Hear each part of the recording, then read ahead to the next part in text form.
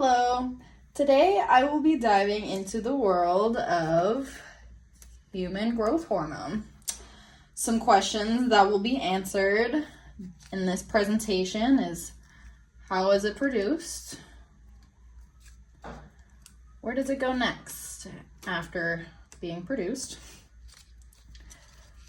What organs and structures are targeted and what effects will be seen from those targeted organs or structures? And how is this hormone regulated? What is the regulation of this hormone? So first, let's start off with how is it produced?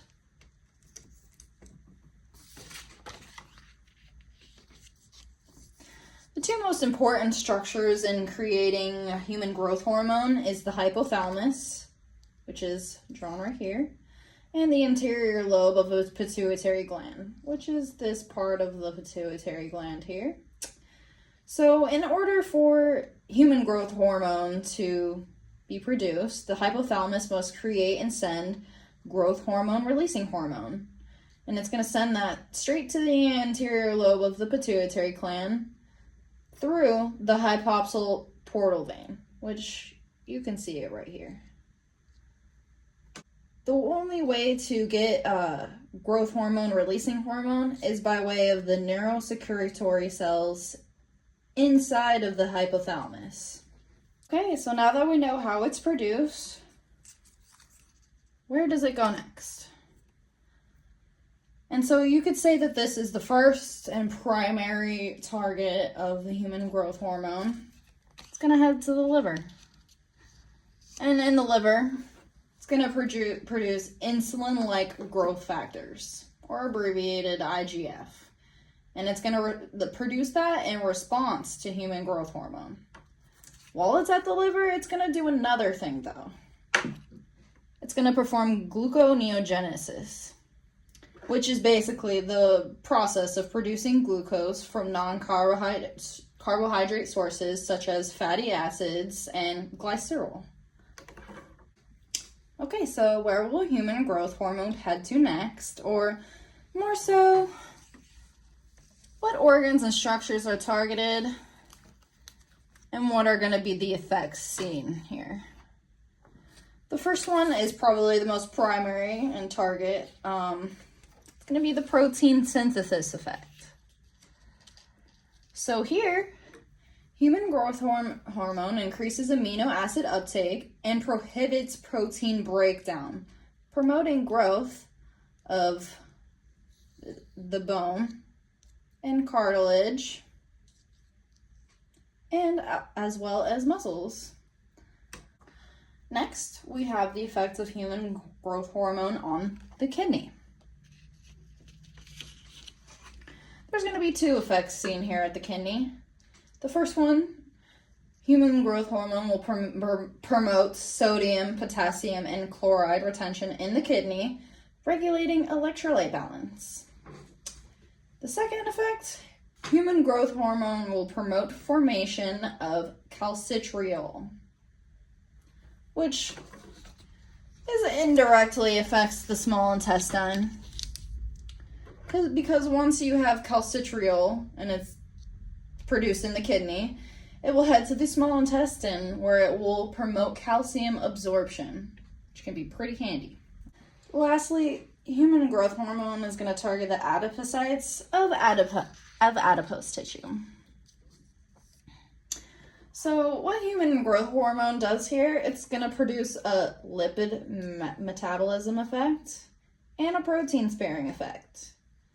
So human growth hormone, it's going to head to these adipocytes here. It's going to break down the triglycerides that are stored here and break them down into fatty acids and glycerol. That fatty acid and glycerol supply will be moved into the blood, where then will provide an alternate ATP resource, preserving protein for growth and repair, which is the protein sparing effect.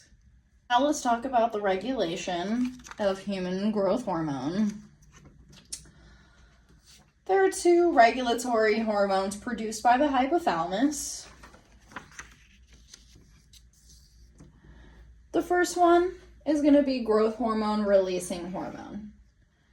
This is going to be released when IGF and glucose levels are low.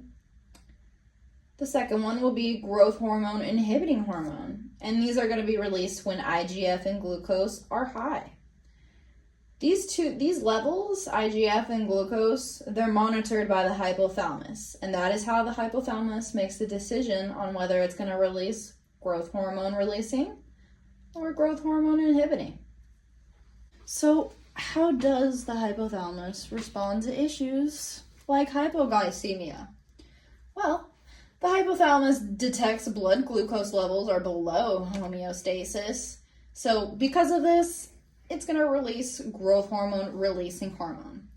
This growth hormone releasing hormone is then sent to the anterior lobe of the pituitary gland, where it will stimulate the secretion of human growth hormone. Human growth hormone will then head to the liver, where it will stimulate production of insulin growth factors. Human growth hormone and insulin growth factor will produce a diabetogenic effect. Basically, it's where the liver will produce glucose from non-carbs. This increase in glucose will restore glucose blood levels back to homeostasis.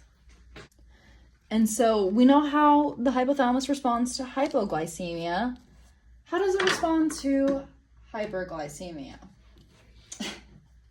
Okay, well, we're going to have a release of a growth hormone inhibiting hormone once the hypothalamus detects blood glucose levels are above homeostasis.